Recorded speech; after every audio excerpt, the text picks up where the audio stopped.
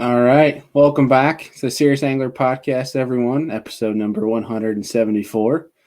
I'm your host, Bailey Egbrett. I'm joined here by my good buddy, the captain, Andy Full. Much better. I know. I remembered. I took the master out. Dude, it goes through your ear sometimes and sticks. I'm impressed. It doesn't go through one ear out the other. Oh man, it's funny because I've been getting made fun of by my dad all day long, and it just continues just when I think I can get away from it. Your dad is my hero. I'm just gonna say that. Maybe someday we'll tell the folks about our day on Erie with my dad. 5 guys and milkshakes. We'll leave it at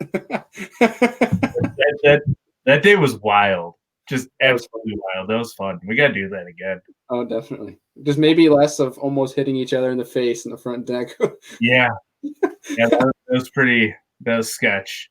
Andrew and I were both pulling some Matrix moves, trying to get away from each other on hook sets, and we missed the hook. You got me once. Did I? Yeah. I think you got me like in the chest with a dark sleeper. Probably not, but if I did, you're like the first person I've ever gotten. So either way, it was funny. Either way, dude. Bills game this weekend. Playoffs. Ravens. Sabres are currently playing their first game of the season right now. Yep. A big night, big week for Buffalo. Oh yeah, it's nice. I actually decided I'm going to put the game on over here to my right. So. Oh, is that what you're doing? Yeah. Nice. They suck, but I'm gonna. But the jerseys are great, so it makes viewing much better. Yeah, I got the reverse retro jersey for Christmas, and it's literally like the prettiest thing of all time. I'm very happy that they're back to the classics. I'm not a Sabres fan. I'm a Penguins fan for those who don't know. But I do like that the Sabres are back to the OG jerseys. That is pretty sweet. Heck yeah. Yeah. But we're bringing on another dude from Buffalo today, Mr. Charles Waldorf. I believe I pronounced that correctly. I'm sure he can yell at me. He's shaking his head yes in the queue down there. He can yell at me if I was wrong. But a lot of people know him in the fishing industry just for photography and his reputation for his photos around the pros. And we're going to talk to him about a bunch of that tonight. That's the reason we're having him on, to talk about his experience, not only getting into the industry, for those who might be trying to do the same thing, and get his take on it, his path, but talk to him about being a photographer, doing professional photography in the fishing industry, especially on the professional level. A professional photographer, professional fishing. Mm-hmm. It's kind of a tongue twister almost. Heck yeah. Yeah. But real quick, dude, today was an emotional roller coaster this morning, and I have to make fun of myself again. So I wake up at 7:30 this morning. My phone, first of all, freaking out. Okay. Yeah, because I didn't know if I was doing anything wrong, and I'm an airhead, so Andy usually helps me out. But I go to register for the Bassmaster Opens this morning as a co-angler, and for some reason in my calendar, I had today's date at 8 a.m. that registration would open. So at 8 a.m., I woke up at 7:30, 8 a.m., time comes along, I go to register, and it says, you can't enter yet. And I was like, wait a minute. So I refreshed, did it again, wouldn't let me enter. So then I texted you, and I'm like, dude, it won't let me register, or something along those lines. I ended up calling Bass, and they're closed. No, a lady answered. Some older lady answered, and she goes, "Oh, honey, it opens at 10 a.m. Eastern, not 8 a.m." And I was like, "Well, that would be why I can't get in right now." I just texted you right away. I'm like, dude, I'm an idiot. The moral of the story here is Bailey will text me like once a week freaking out, and I just tell him to breathe. Everything will be fine. Multiple times, and he freak out, and then about 2 hours later, he goes, "Oh my God, I'm an idiot." I'm not allowed to freak out, so I just text you when I'm freaking out. Like, breathe. 1 year of unemployment and now creating a business just leads to weekly panic attacks. So that's what 2020 has done to me. Be real. Weekly? What do you mean? Get out of here. Weekly? Oh man. Well, we'll move on from that subject. Yeah, let's move on. We're gonna get on Charles here in a second. We're gonna be talking about, obviously being a photographer in the fishing industry at the pro level. It's gonna be a good time. But before we do, quick ad from Hobie.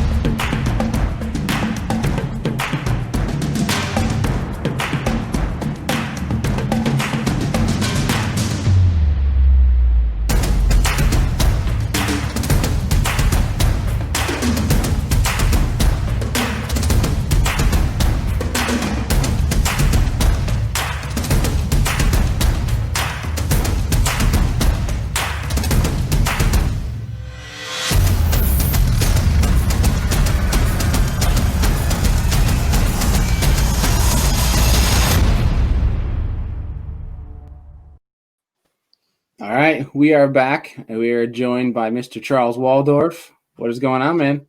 Not too much, guys. First off, thanks a lot for having me. Really, really appreciate it.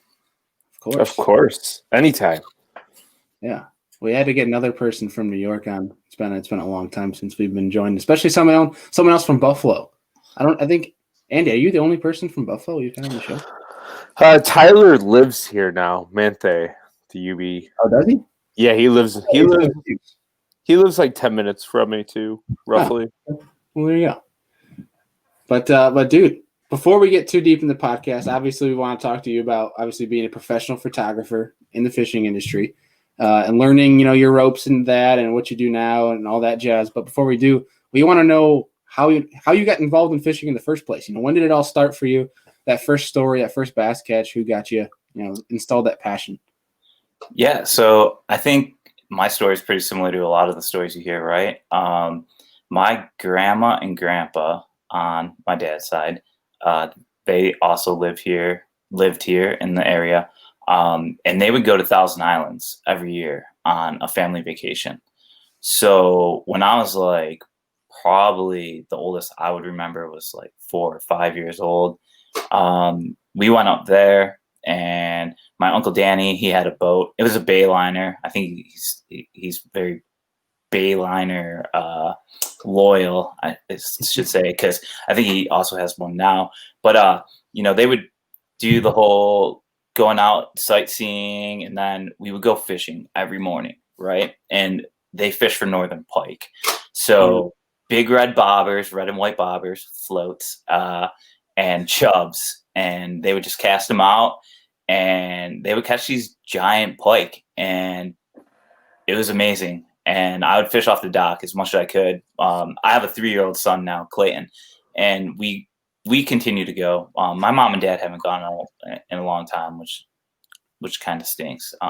As a matter of fact, my mom and dad, they stopped going probably when I was 12 or 13 years old. And when I graduated high school, the first thing I did was me and 2 buddies, we went up there and we got a cottage at Wellesley Island State Park, and we just fished for the whole week. And then the next year we went, and there was 4 guys. Long story short, 6 years went by, and on our last trip before everybody started getting married and stuff, there were 14 of us. There were 2 cabins, and yeah, Thousand Islands, man, that was where it happened. And one real fast story was like, we were fishing one time for pike, and I caught a perch. I'm reeling in this perch, and I was old enough to know what was happening. Well, not really know what was happening, but the perch is coming in, and all of a sudden, a largemouth smashes this. And my family, they call them black bass, whether they're smallmouth bass or largemouth bass, they're black bass. And I'm like, so that is the upbringing that I had.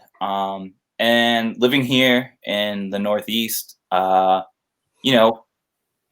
don't think we really took fishing that seriously until Northeasterners started to pop up on like the bass fishing tournament trail. And that's when the wheels started to click and things started to I would go down to the local creek and fish for smallmouths, or I'd go to the harbors or wherever and fish off the rocks, specifically for bass. So yeah, that's kind of how it all happened. And it was awesome. And, now my son, he goes up there and my uncle will be like, he spends as much time on the dock as you did. So it's really cool to see. He really enjoys it too. So That's awesome. Yeah. I wonder if it's almost like a regional thing that people just kind of mix largemouth and smallmouth in together, because like until a couple of years ago, my dad thought smallmouth and largemouth were the same thing. It's just you happened to catch one that was brown and not green. Could be. Very well could be. I don't know. Have you experienced anything like that, Andy? That people kind of mistake them two, or do people generally kind of know the difference? I would say people generally know the difference. I grew up in a non-fishing family, period. I think I was like the first one who started fishing. And then I needed somebody to drive me around, so I would drag my dad with me everywhere. Well, make him drive me to go fishing. And then he became addicted to fishing. And I think we both knew like the difference between them because literally just watching and reading all the time. But I've heard people associate them both as black bass, but nothing have I ever seen it. No. Right. Yeah. Where so with that then, I know you talked to us offline how you did some like fishing during your college years. You didn't say there was college fishing in was 06? You said 06 or 07? Yeah, it was when the E50s came to Lake Erie. I fished as a co-angler. I think it's probably maybe 04 or 05 that I didn't ever start on Lake Erie. I was landscaping during the summers because I went to Bus State here and would go back home for the summer. And the guy that I landscaped with, he had a little 18-foot aluminum boat. His dad had a 18-foot aluminum boat, and we would take that thing out on Lake Erie as much as we could, whenever we could. And then all of a sudden, we learned about like tournament bass fishing. And I actually did a Western New York Bass Masters like as a co-angler too. And oh wow, that was way back when. That had to be, I must have been maybe freshman, sophomore in college, probably. And dude, I did it because the intrigue of being on a bass boat, and I was like, this is gonna be amazing. I drew a guy with like a Sylvan, and it was a deep V, and it was awesome. Walt Deermeyer. Maybe. Walt Deermeyer. Yeah. This was like 2004. Seriously, Oh, yeah. You think so? Oh yeah, it's Walt Deermeyer. I know him. Okay. So yeah, Walt. Man, I caught a 5.3 during the tournament, and when I would go fishing off the rocks at Sturgeon Point, which is a little marina close to my house in Derby. Looking back on it now, I understand what was happening. I was going like after ice out, so it was during the spawn, and I would use a little mini bomber A, right, and like 4-pound test, and I would just cast it out there, and I'd catch, I don't know, big fish, but at the time I wasn't like, listen, Instagram wasn't around when I first started catching bass, so like I was just happy to be fishing. If I didn't catch anything, I had fun. If I did catch something, I had fun. I wasn't trying to see how big this thing was. I didn't have a tape measure out. I wasn't weighing it. I wasn't doing all the stuff that seems to come with the territory now. But, man, when I caught that 5.3, I looked at Walt. We'll call him Walt. And I was like, what the hell is this thing? And he's like, it's a smallmouth. You're a fisherman? I'm like, well, I'm used to catching smallmouth that are like 14, 15 inches long, this thing's belly, like, dude, I was so stoked. I was so excited. And I caught that thing jigging a little mini rattle trap. And he thought that I was nuts. He's like, what are you got this tiny little pole? And man, that's how I started finesse fishing. But I didn't even know what I was doing, but that's what happened. So yeah. So, I have a funny Walt Deermeyer story. We're running the first spot, and he threatened to kick me off his boat because I caught like a 4.5 pounder. He goes, if you do that again, I'm breaking all your rods and throwing you in.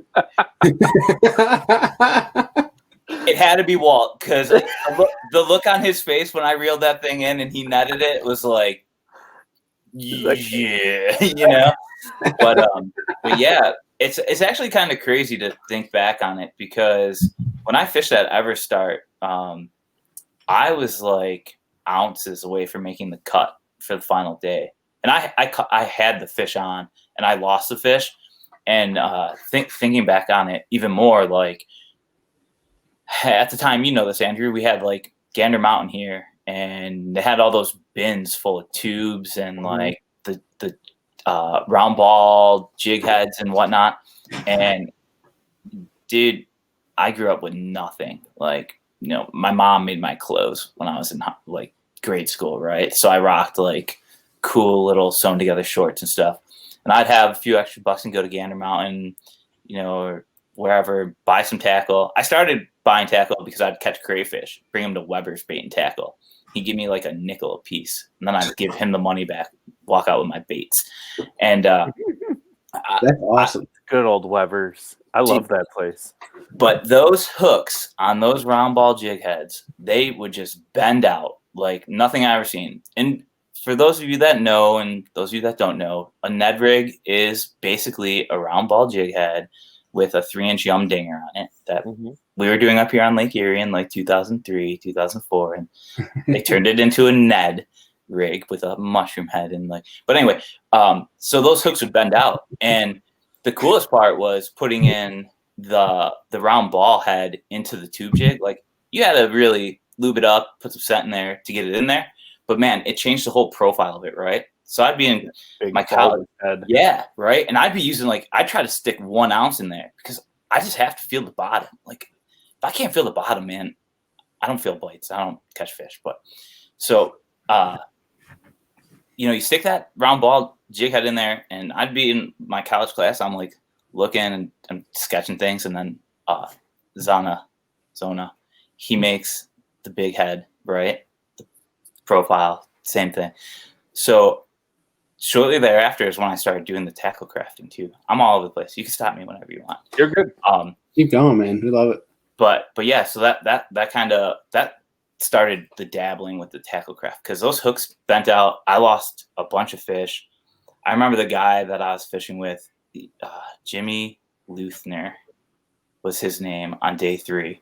And he had a motorcycle helmet on, or a snowmobile helmet. And we just went out there and thrashed around Lake Erie. But I lost those fish on day 2, which, you know, would have got me into the cut. But I just wonder what would have happened if I would have caught them, because I don't know. If I would have won a boat, I might not have been photographing fishing. I might have tried to fish, but it is what it is. Yeah, you're here now. Exactly. Things happen for a reason. Just for sure. That is very true. So when did the photography thing start? Like, when did you kind of get the spark to get into that? Oh man, how long do we got on this thing? We got as long as you want. I don't know if Andy has a timeline tonight. I'll try and keep it quick and concise. You know, this is a real big deal to me. Like, I first started photo, or was introduced to photo, in grade school. So like in 5th grade, I had a technology teacher, Mr. Armbrust, who taught us black and white photography. You know, gave us cameras, said walk around school, take photos. And to me, that was like the most amazing thing ever, because I struggled sitting still, and I struggled reading out of a book, or, you know, doing typical things. Like, the freedom of walking around in the halls with a camera and taking photos was just amazing. So I did that. Then you go into the dark room and you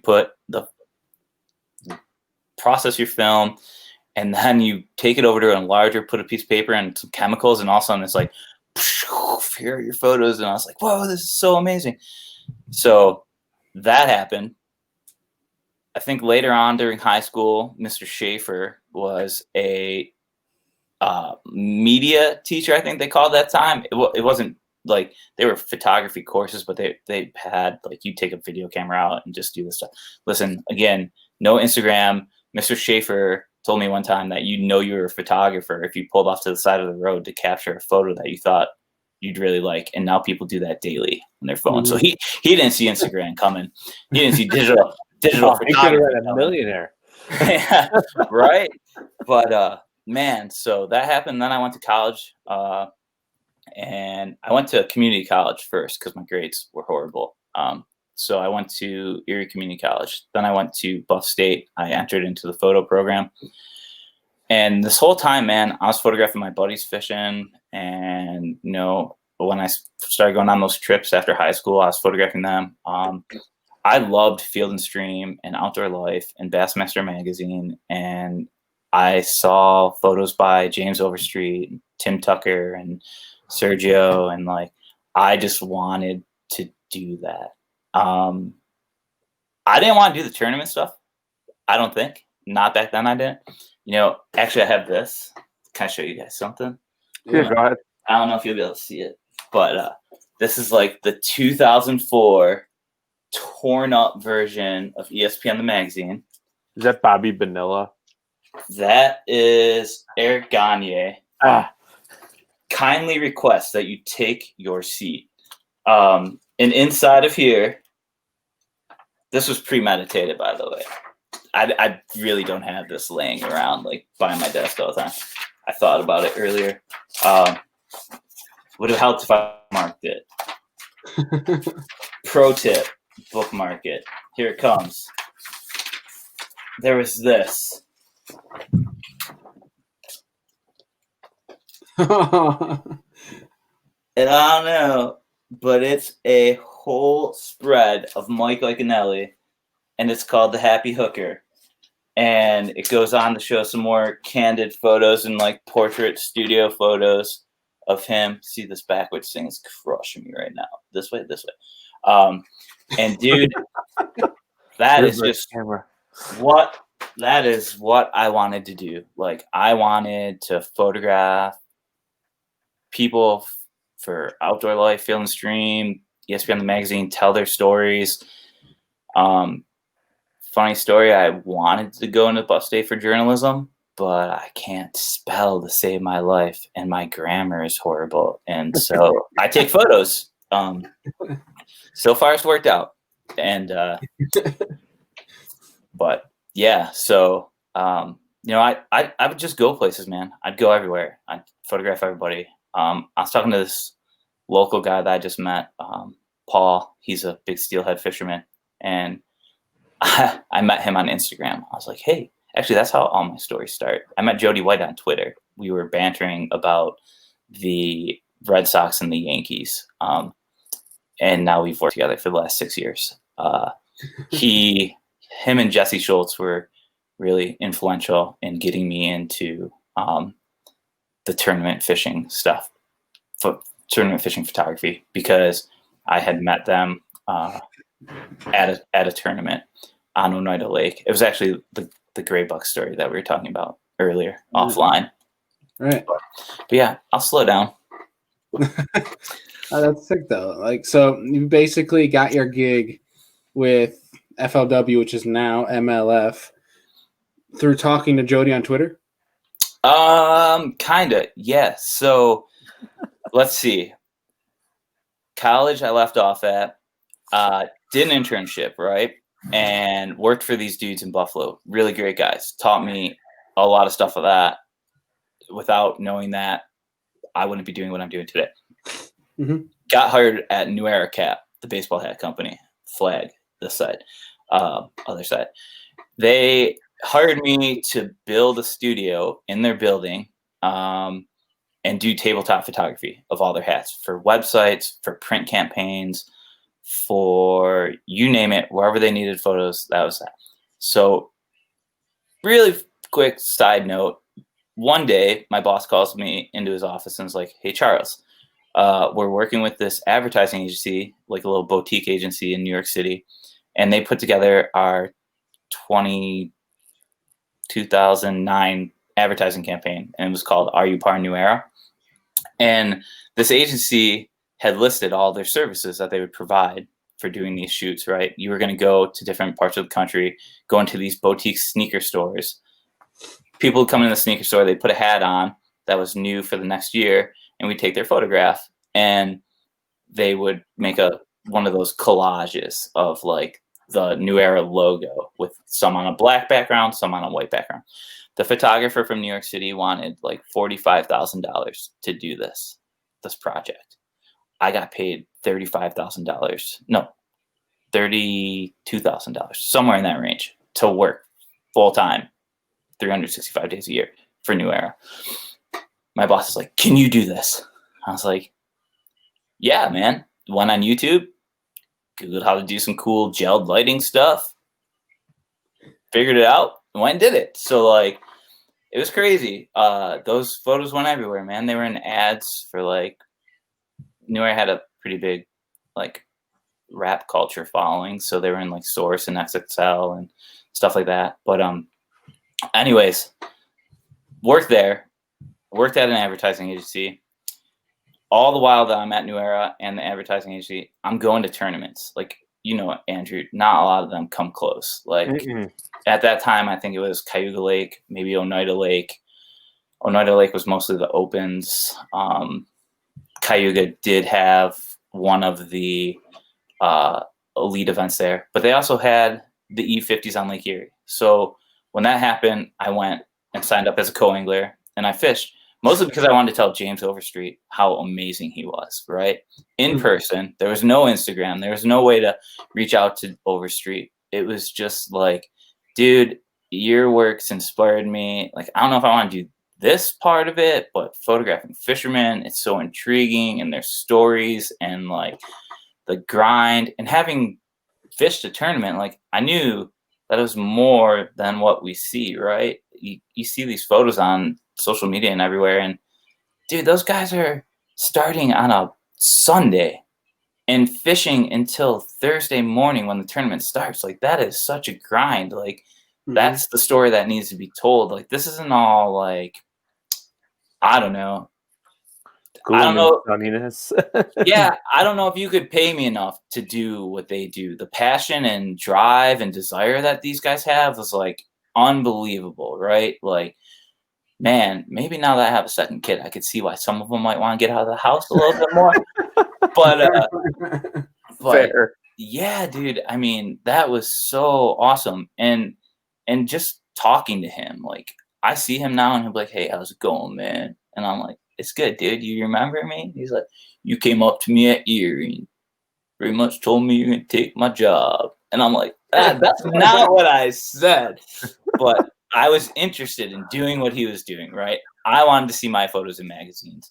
And so in order for me to build a portfolio, I had to go and be around these people. So I would go and I pulled a Brandon Polnick, and I would sleep in my Jeep, and I would go to places by the shore that I could find angles and take photos. And I would take the photos and I would put them on my Tumblr account and hope that someone saw them. And then Ronnie Moore and Helen, I think her name was Northcutt. I should know her name because she helped me a lot with the Cayuga Lake one. She let me go on a boat as like a marshal. They didn't have enough marshals. And I photographed Todd Faircloth on day one.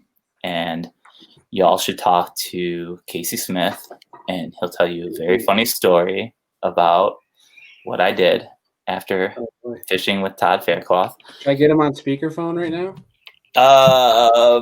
Yeah, he'd probably tell the story better than I would.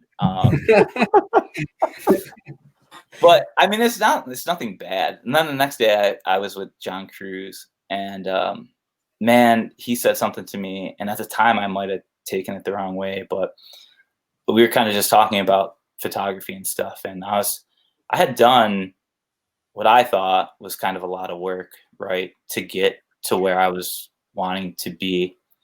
And he said that, like, he told me how much work it was to just to sum it up in a way that I was like taken back, you know, like, wait, man, I am putting in the work. And I guess the last 5 years, I've realized what he means by like putting in the work, like getting up for tournaments at 4:30 in the morning and getting to the boat ramp at 5 and starting to take photos, and then being out on the water until 2:30, and then photographing every single person, not every one of them. They don't all catch fish, but ones that walk across the stage, and getting back to your hotel room at like 6:30 or 7, you're like, whoa, right? Then you get up and you do it again the next day.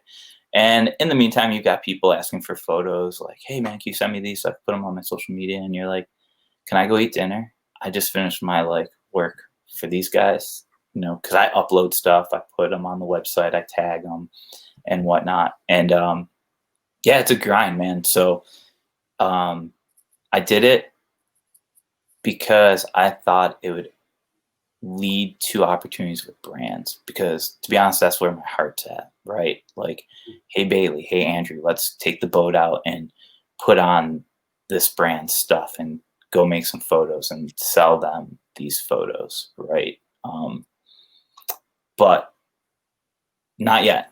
I mean, hopefully soon down the road. Just not yet. It just hasn't happened yet. But yeah, that's everything I got. No, I'm just kidding. But that's how it happened. And you know, at Oneida, that was crazy. That's the gray buck story. You want me to tell that? Yeah, the luck charm. Yeah. So Gray was still fishing as a co-angler, and I went up there to shoot photos. Actually, in the morning is when I took a photo of Jesse Schultz too. That's key to the story. So my mind kind of works like a spider web, right? It's got all these different little branches coming off of it. Eventually, the spider always gets back to the middle. So you just have to bear with me. But Gray was fishing off the back of the boat and had his Penn State jersey on. Didn't know who he was. Didn't know anything about him. Took all these photos of the man on the front of the boat. And then I get an email from Gray, and he's like, hey man, I was on the back of this boat today. Can you send me some of the photos? And I sent them to him, and he did really well in the tournament. And actually, I looked at the emails today because it was 2013. The last email he sent me was, dude, these photos are awesome, and I'm sure I'll be seeing you in the future. And man, every time I see Gray out on the water, supposedly he catches a big fish. That's what he tells me. So I'm good luck for him. Basically, good luck for nobody else. Some people probably ask me to leave, like, oh, here comes the camera guy again, right? But man, Gray is a really awesome dude, and that's one of those stories, right? When I look back on this, I'll be like, wow, I photographed him as a co-angler on the back of the boat, and look where he's at now. And that's like 5 years. Like, that's such a short time in someone's career, right? Mm-hmm. So we'll see what happens with Gray. I think big things will happen for Gray. He's a great dude, and yeah. But Jesse Schultz. Sorry, not that he's not as good of a dude as Gray. Jesse also reached out for some photos. I sent them to him, and then when it came time for like a 2015 Hartwell tournament, or 2016, Jesse and Jody both put in good word for me, and I was on a plane going out to Hartwell to photograph a fishing tournament, and my mind was blown, and that's how it all started. And I liked it enough to keep doing it the last 16, 17, 18, 19, 20, and I'll be doing a few this year to 21. Heck yeah, dude. Is it a challenge? Like how challenging is it being, a photographer? Obviously, you have your job to do, right? And they have their job to do. Does it ever get kind of challenging or a weird feeling when you're trying to get pictures of them and not get in their way, but also get a good shot, a cool shot, something that's unique? And what is that situation like? Oh, it's the worst. I've been told numerous times that I need to get closer. And being a freelancer and someone who's fished in tournaments, like the tournaments that I was fishing in as a co-angler, like that was pocket change to these guys. They're fishing for their livelihood. Like, mm-hmm. I don't want to go ruin a spot, right? Mm-hmm. And man, I wish I could say the lake, but I'm not going to say the lake because it probably narrow things down a little too much. But one of the Johnston brothers was fishing a little tiny like shoal, rock pile. Don't want to say shoal. I was too timid to like run the trolling motors when I first started, right? Mm-hmm. All the other guys, they would hop on the trolling motors and do what they need to do. I'm trying to give people directions, like try and keep the sun over my shoulder. Maybe go this way, 45 degrees. I'm horrible at giving directions. So then finally, I run the trolling motor now, but this particular time, so he's casting up to this shoal, right? And mm-hmm. popping his little popper back to the boat, catching fish. My boat driver gets stuck on the shoal. I have to get out of the water, push the boat off the shoal, looking at him like, I'm so sorry. I am so sorry. I'm really sorry. So after weigh-in, I go up to him. I'm like, hey, man, I didn't want to be that close. I saw what you were doing. He goes, oh, that guy, I saw what he did. He just went right up on it. It's cool, man. No offense taken. I'm like, oh, thank God. Like, but dude, it's nerve-wracking. It's the most nerve-wracking thing out of that whole job. That and missing things, right? Because you're holding that camera all day, right? And you're in a stranger's boat. So you want to talk to them because, I don't know, you could tell, I don't stop talking. I hate silence, right? So like, it's real nerve-wracking. And I'll talk to the boat drivers and then they'll be like, oh, fish on. And you're like, oh, yeah, here, take the photo, right? So you have to hold that thing all day. You got to be ready. I get real nervous about missing shots, especially on tough bodies of water when the bite's not that great and they're very few and far in between. And there's 200 anglers that you're trying to please everybody. But yeah, I guess that's as nerve-wracking as screwing up someone's fishing. Because you're right. I often make the comment of like, I'm sick and tired of photographing your backside all day, man. Just like, let me scoot in front of you for 3 minutes. I'll take a photo and get out of here, right? And then inevitably, I take the photo and leave, and the dude comes up to me at weigh-in and he's like, dude, right after you left, caught this 6-pounder. And I'm like, your bag weighed 4 pounds, 5 ounces. So you didn't catch a 6-pounder. Like, no. But yeah, so that's how it works. When you go to these bigger tournaments, do they assign you like certain people to follow on the day? Or do you just ride around with your person that you're like a guest? You're like a VIP in their boat, just they're chauffeuring you around to take photos. Yep, that's a good question. So we have zones, right, on some of the bigger lakes. Like you go northwest and cover from this arm or branch to this creek mouth, or go to the dam. And that's pretty much on day one, right? Because you don't know how things are going to shake out. But then on day two, it gets a little more specific. We start maybe putting in at different ramps or something. I do a lot of the takeoff photos, so I try to have my boat driver meet me at the takeoff. That way our assignment typically is in that general area as well. So we're not going too far, but man, it's nerve-wracking, right? I got a lot of money worth of gear in that boat and it's a stranger. I'm like, hey man, don't hurt me. Yeah. So beyond just like obviously your camera and the lens is the most important equipment you have, but like beyond that, what's like one crucial piece of equipment that like you have to have, like, you know, for anyone who's looking to get into this sort of thing, like photography deal, you know, what's one thing you need to have beyond just camera lens? Business insurance. Number one thing. A lot of people don't have it, right? There's a lot of shortcuts to save money. So people are like, I'm not paying for that. Well, I had a lens break and I was working while I was doing it. So I just was able to claim it through insurance, get it fixed, save me some out-of-pocket expenses. It's not that expensive. I don't know what see, that's why when people start pricing jobs, I mean, if you want, do you want to talk about that real quick, like for a minute, 2 seconds? Yeah, dude. You know, everybody always asks, well, is this what I should charge or this or that? Like, I thought I had it closer. I hear baits.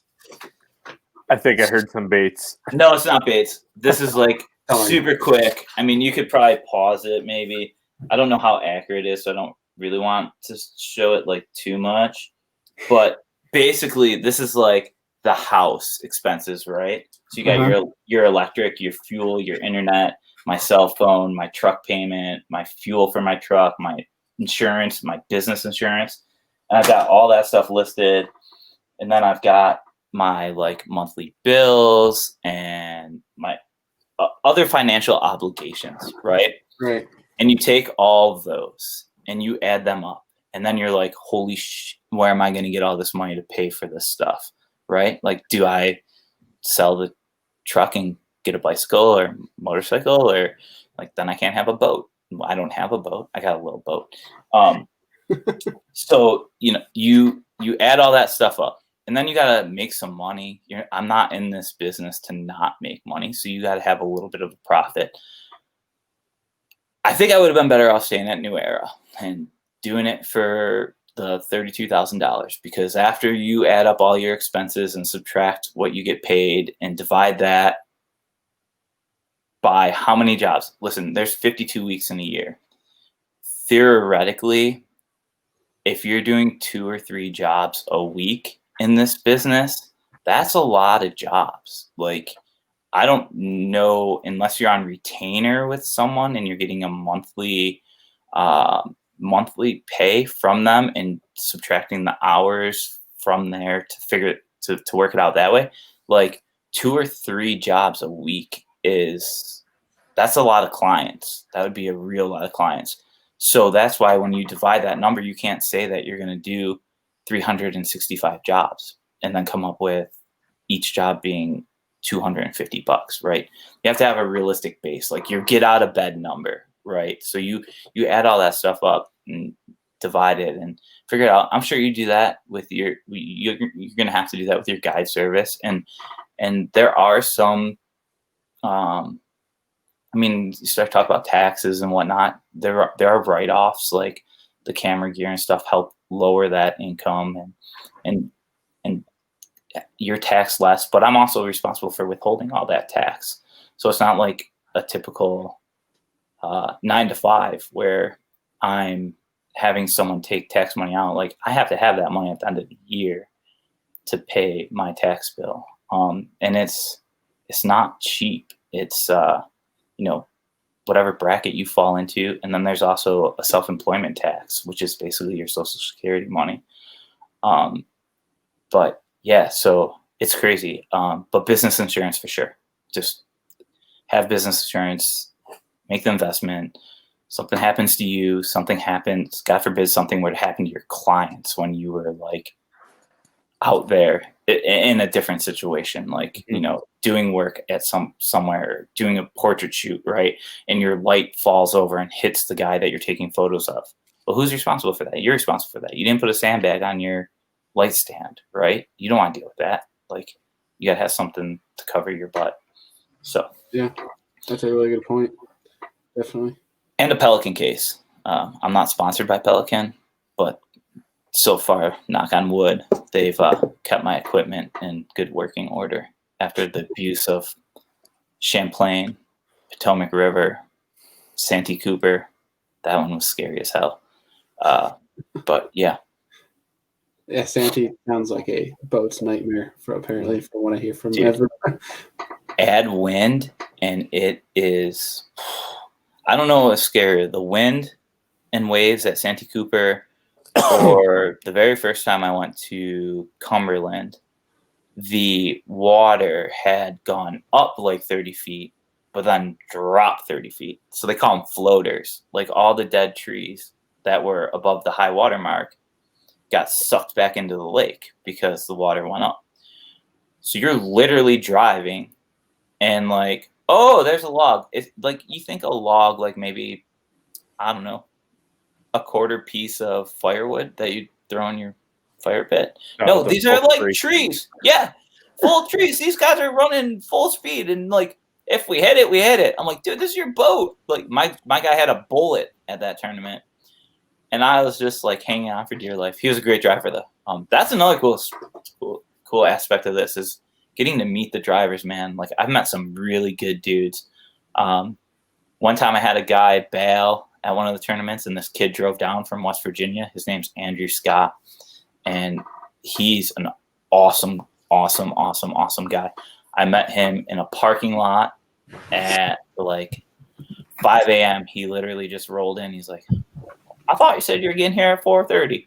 He drove down, and he didn't end up. He couldn't get a hotel room, so I let the dude stay in my hotel.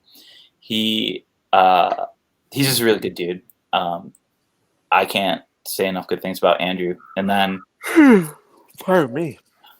I know I'm putting you to sleep, man. No, I'm you're good. so sorry. Long day. Listen, these opportunities don't come along very often, and talking to my son, just it's not the same. So, you know, human interaction, take advantage of. talking to two adults right now is the most awesome thing I've done in 2021 thus far. Like, this virus needs to go away. I need to get back out to like ad club events and see people and talk to people. Like, that's what this business is about, is like seeing people and talking to people. You could get so lost in horrible thoughts just being a self-employed person, right? Like, my wife is amazing, but we can only talk so much, and she's been home on maternity leave, so like it's her or Clayton, and man, it's crazy. I just enjoy being able to talk to people. That's what you have baits for. You can go talk to the baits in the garage as you're making them. Yeah, dude, it needs to warm up. It's too cold right now. I can't even pour plastic. It just like, I think it hardens as it's coming out of the Pyrex. Like, just it's like, oh, too cold. 30 degrees out. But no, I've been painting some. That's a whole nother rabbit hole. That's like, when did you start doing that? Man, I did that. It was when people or companies were using your photo, correct? You started making yeah. One other thing we were talking about offline was usage, and Charles and I would like for people to know that just because you're tagged on stuff doesn't mean you have permission. Bailey said that. I agree with Bailey. Yes, no, you're right. You're right. I did. I know. We talked about it. Yeah, there is a. So yeah, let's talk about that real quick then. Like, so pretty old school. I still have a portfolio that is pages, like, paper that has print on it, that I would go to companies, mostly advertising agencies in this area, and I would have to get dressed up and be in front of people and be like, hey, these are the photos that I've taken in my work career, and these are photos that I take on my own that I'm proud of. Like, I would like to do work with you. If you have any clients who you think would match this style, or you like this style and think that it would work with so-and-so, let's do some work together, right? So that's how I used to have to do it. And then social media came along. All the while, oh man, like, I'm running my Tumblr, which is called Fish Shots. Fish Shots might not have been the greatest name ever. I love your guys' podcast. I listen to a lot of podcasts. A really cool podcast is called The Bent Podcast. It's Joe Cermelli. He was the fishing editor at Field and Stream for a while. He's now with Meat Eater. He had hook shots. So might have been probably influenced Fish Shots a lot, right? Like, this is 2008, 2009. You didn't really, there wasn't as much associating people with their stuff as there is now, because you just couldn't find it, right? People had these aliases for these projects that they were doing, and unless you dug real deep, you weren't finding who was behind, like, the man behind the mask, right? But what Joe was doing with that stuff was amazing, and like, man, wish would have worked with him when he was at Field and Stream. Wish I could work with him nowadays at Meat Eater. Great guys, great content. So like, named it Fish Shots, had the Tumblr blog, and I would tag people or brands because I wanted them to come and see my work. Like, I was doing all this work on my own. Nobody was paying me to do this work. I was doing it because I loved it. And I loved, you could laugh at this one. I think they're called Kanan lures, Kanan. They were like jointed swim baits that at the time only cost $10 instead of $500 that the other swim baits cost.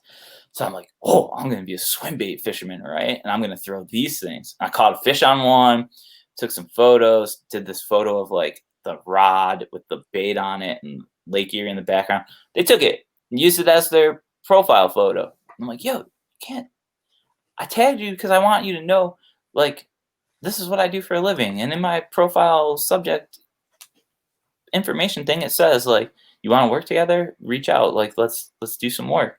And through the years, I've kind of learned that, right, there's people who manage those accounts who might be 4 or 5 tiers away from the person who I would want to be talking to. So a tip there is like, do your homework and figure out who you're talking to. Because talking to the right people is more important than talking to a lot of people. So yeah, I made baits because then I just wanted to photograph my own baits and didn't have to tag any brands. But I really wanted social media to be more of a portfolio of my work and showcasing my work.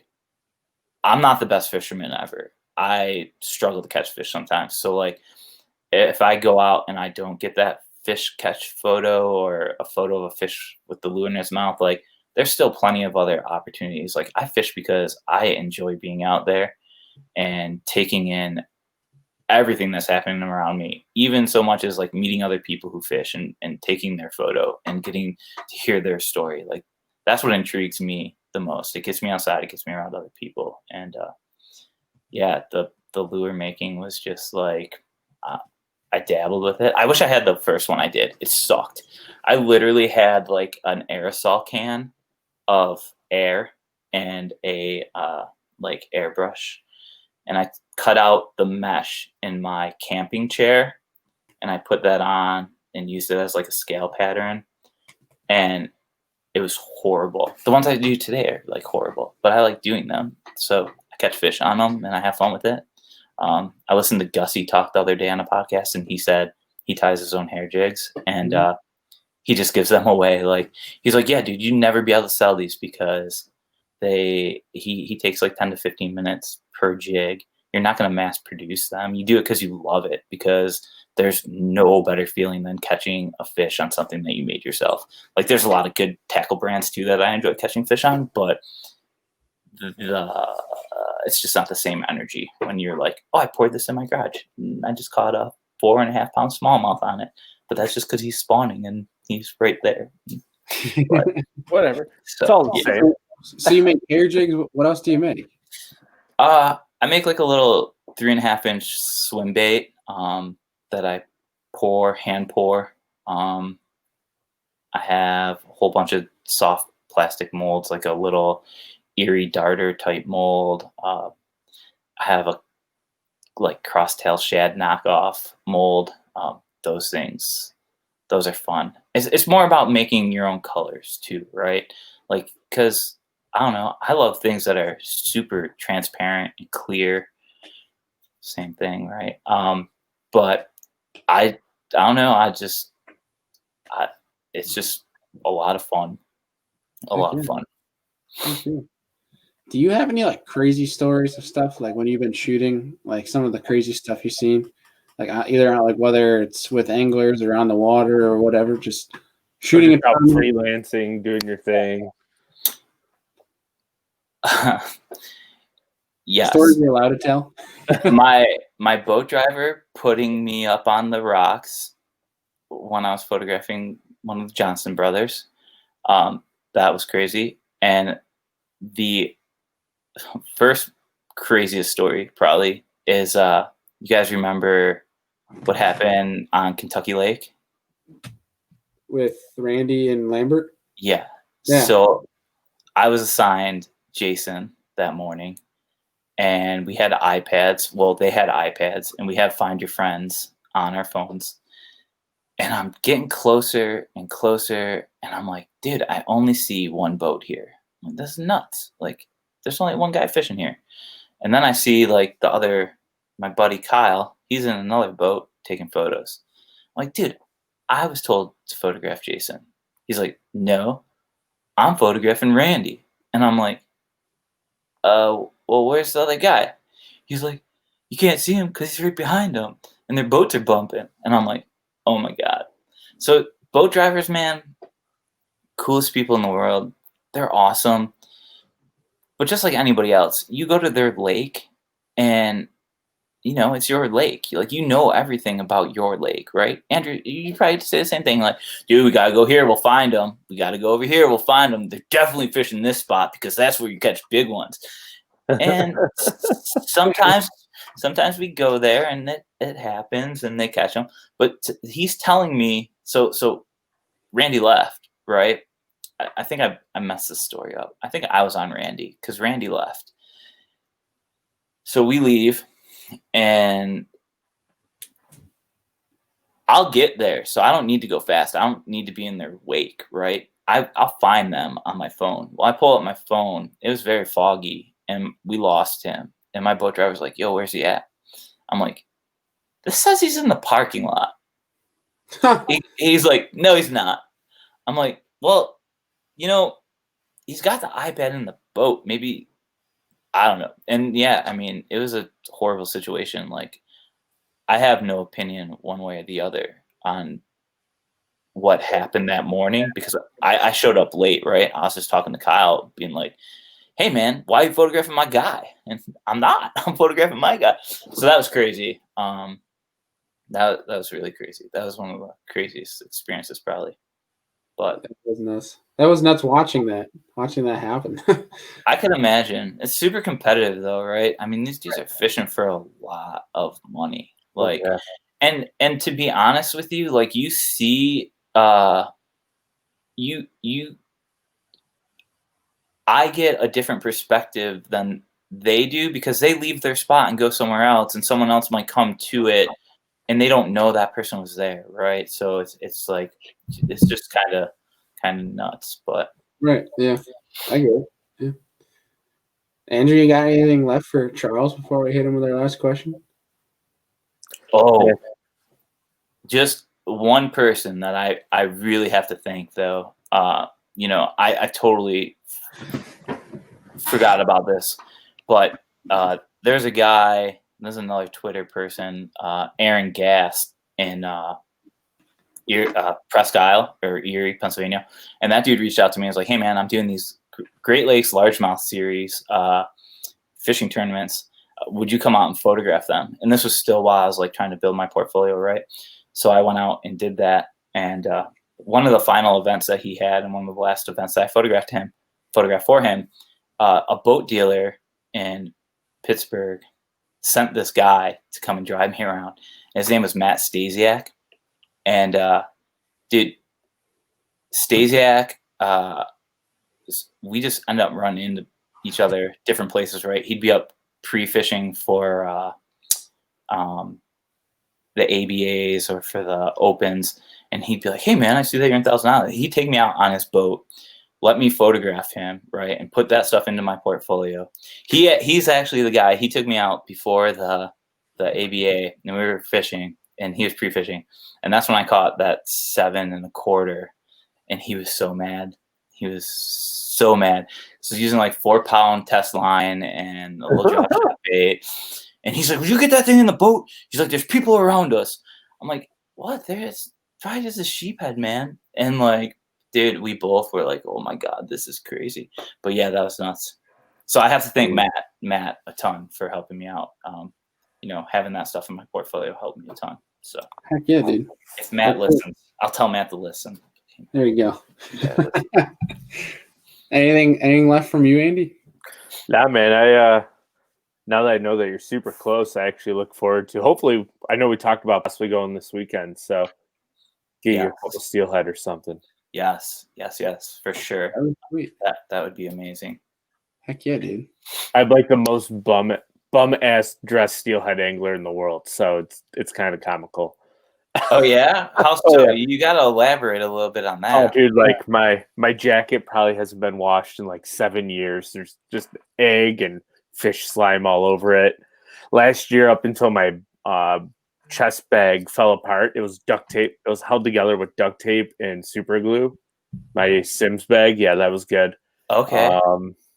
My waders are literally just egg goo all down them. My boots are 9 years old.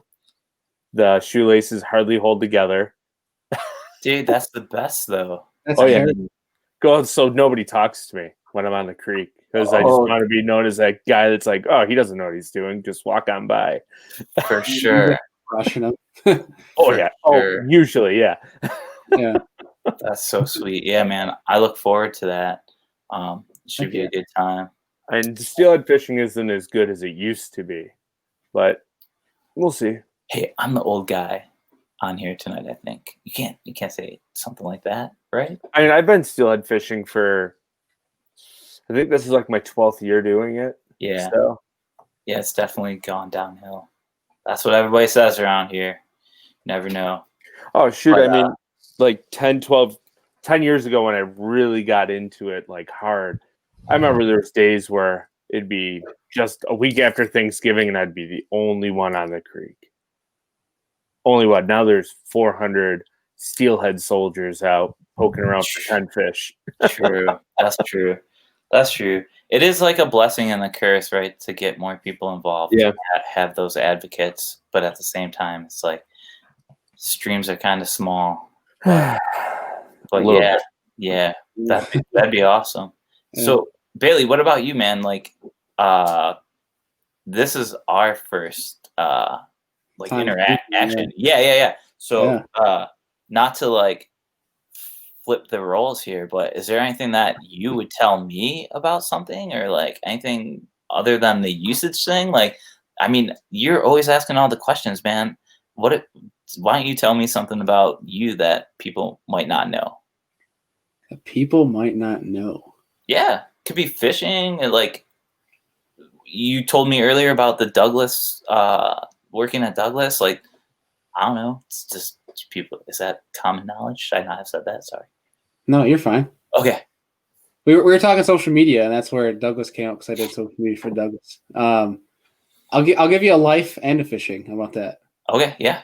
So I grew up a hockey and lacrosse player, but I ended up swimming for 4 years in college. For real? Yeah, at Cortland actually. It was swimming against all the time. Oh, dude, I had a girlfriend that went to Cortland. That's a great place to go to school. So close to St. Lawrence. Yeah, I didn't get, unfortunately, with the college, like being an athlete and all, like I didn't get a lot of time to fish whatsoever. 2 days for 6 months out of the year, pretty much. So pretty much like August until end of March, almost. You were doing 2 days, so it kind of sucked. But yeah, I would have loved to play hockey or lacrosse in college. Had offers to do it, but doctors like if you want brain cells at the age of 40, you probably shouldn't get another concussion. Yeah. So I did that. But as much as I love professional fishing and as much as I follow it, I don't think I ever want to fish professionally. I think this is something just for me because I'm just obsessed with learning, and I would just love to be. I would love to be competitive at a regional level. I think that's my goal, just to always be able to be in the fishing industry at some level where my life is almost like kind of surrounded by it, and I'm able to pay off the bills, and that's all I ever asked for. Very cool. That's cool. Yeah. What about you, Andrew? Get out fishing, and you can learn a bunch more. Yeah, definitely. Andrew, I think he said you have to go next. Yeah. What about you, man? Oh shoot. Well, currently I'm a banker trying to get my guide business going, as everyone knows. Little backstory on me: I grew up ultra competitive, played football, and I wrestled through high school. So it was a house, and I wrestled a weight class above my weight that I actually was. So my senior year, I wrestled 189 and 215, weighing 175 pounds, soaking wet with 2 hoodies on, which was the bare minimum weight you had to weigh to be able to jump to 215. Okay. So literally every day I drank a gallon of water throughout the day and had to hold, just to make weight. Shaking on the scale, never said, it was bad. But I actually did really well. I was supposed to go in the Air Force out of high school, tore my knee up pretty bad, never went. Then, now I'm just trying to mingle my way into the fishing world. Sweet. I'll be in a different way. Of course, dude. I didn't know that about you. Oh yeah. I was the same thing. I tried to go in the Marines, and I was trying to get in my junior year of high school, and I couldn't because of my spine. Wow. Yeah, I was in. I actually went to my final weigh-ins with a big old ace bandage on my knee and like 3 pounds overweight. And they're like, "Yep, you can't go." And I was like, "Yeah, there's no way I'm medically cleared either." So, Wow. Jeez. yeah, That's yeah. nuts. So, yeah, I remember that. And I was lifting. I was working out like crazy. My body fat at the time was like 6.5%, and they told me I was too fat. What? I had to weigh 188, and I was like 190, I think, or 189, like right on the edge. And they told me no. Wow. That's crazy. Man. Yeah, it was nuts. But I was like, there's no way I could go anyways with my knee. I walked in. I was supposed to leave 2 days later, and I walked in with like this horrible limp. I could hardly walk. So Sheesh. things happen for a reason. I was just gonna point back to that, right? You said that earlier. Yeah. Now I'm blessed with a great life. I have a wonderful wife who lets me fish pretty much when I want to go, and for the most part, it's no questions asked. And yeah, and I have an 18-month-old daughter who is wild and awesome and just obsessed with fishing. That's awesome. So awesome. Yeah. Man, thank you guys so much. Cool. So You're not getting away, man. You're not getting away. Oh. Yeah, there's still one more question. There's one more question we ask everyone who's new to the show. All right. Yeah, and the question is, if you could sit down and have a steak, have a beer with 3 different individuals, well, they don't have to be fishing industry. It could be absolutely anyone. Doesn't matter even if they're alive. They could have been alive 1,000 years ago.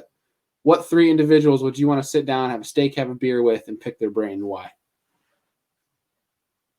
So let me get this straight. I'm not like eating a steak with this guy, picking this guy's brain, and drinking a beer with this guy, or is that how this works? Each one of them. So you're eating a Okay, steak. so I could do all 3. Yeah, so picture things with all 3 it. There's a table with 4 seats. You're one of them. Everyone has a steak and beer, and you're picking the 3 people who get to sit next to you, and you get to talk to and pick their brain. Which 3 people are you going to invite? Well, the first one would have to be my grandpa, just because I haven't seen him in years. And like I said earlier, they started this whole thing by going to Thousand Islands. And I think what I'm doing today would blow his mind. So talking to him would be awesome. The other person would be Overstreet, just because photographer to photographer, to tell him, like, I don't know if he took it this way, like when I came and introduced myself to him and was like, hey man, like, I'm going to do this. Cause now looking at it, it's so competitive, man. I didn't expect it to be this competitive or this cutthroat or like whatever this is. I think it's only this way because of the day and age that we live in and the constant bombardment of the media. Right. Mm-hmm. Overstreet, my grandpa, and man, that's a tough question. Yeah, one more. Yeah, I guess it would have to probably be, this is going to be horrible and cheesy, but like Ike and Nelly, because the dude has built a brand for himself and did this when it wasn't like a cool thing to do. And right, there's some things that,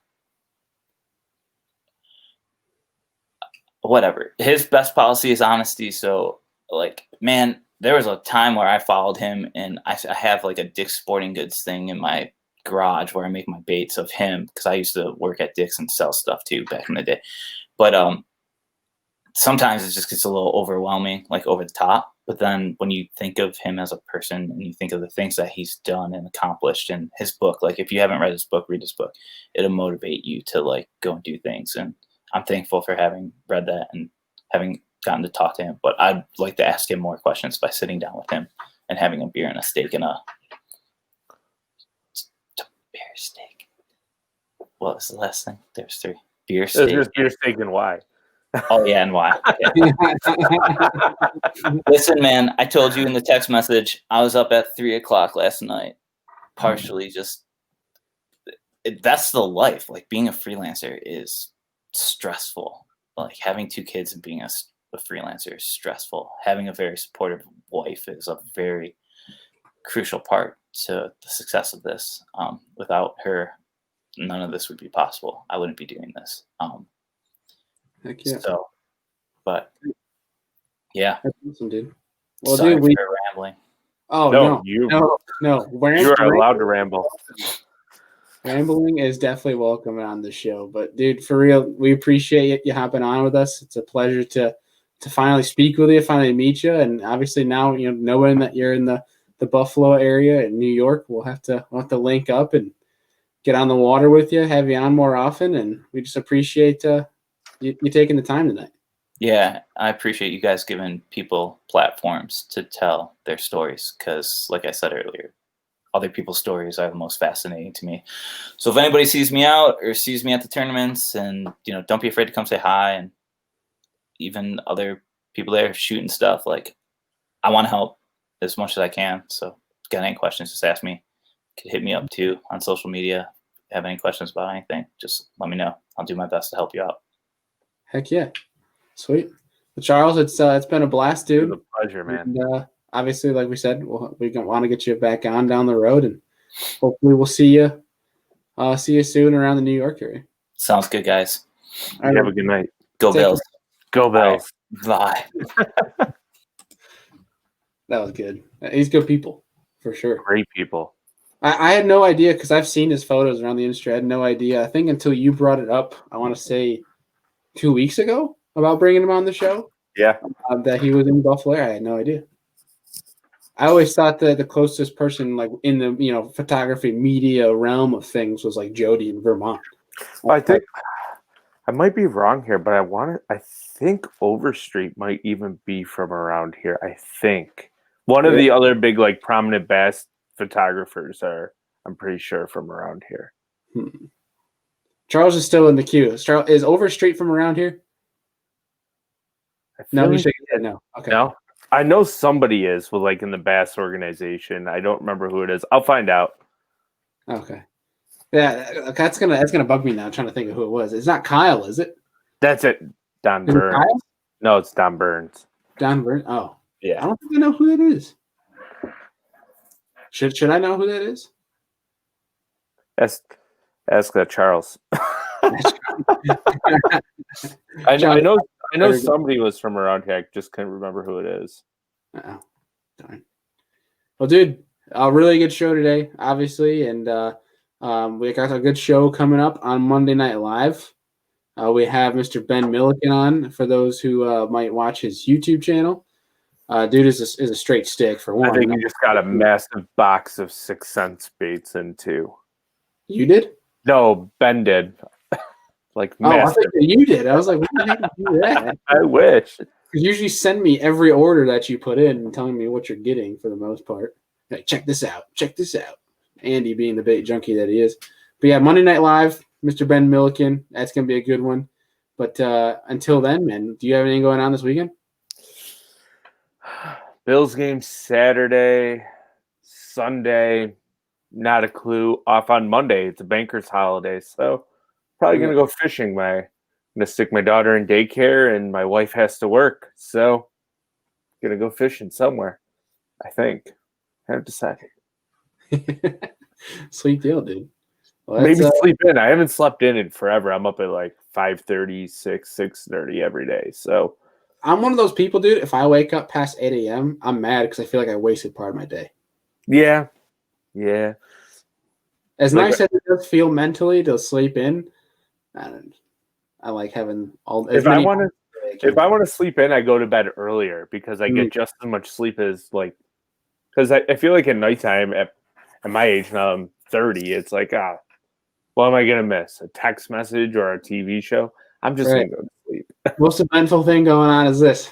Yeah, pretty much 3 times a week. A couple nights a week, and then after that, what are you missing at night? Really? I mean, yeah, maybe a rest in peace. This whole Alex Trebek Final Jeopardy episode or something. But yeah, I'm starting to get to that age where Jeopardy's kind of cool and it's weird. Dude, my parents are at that age, and I know they can hear me right now because they're actually downstairs, and I think they can hear me talking right now.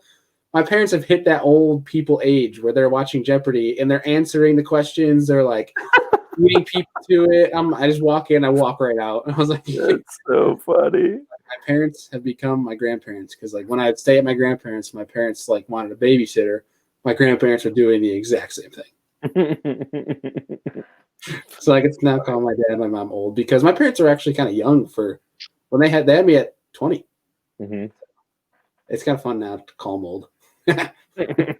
Geezers. Yeah. No offense to anybody listening that might be old. Yeah, sorry. if you watch Jeopardy, no offense. Oh man! But I think that's going to do it for tonight before we keep rambling about who knows what. Hopefully we'll see you guys on Monday Night Live. That's going to be a fun show. Hope you guys appreciated what Charles had to say. I know we did. And we'll see you guys on Monday night. Take care.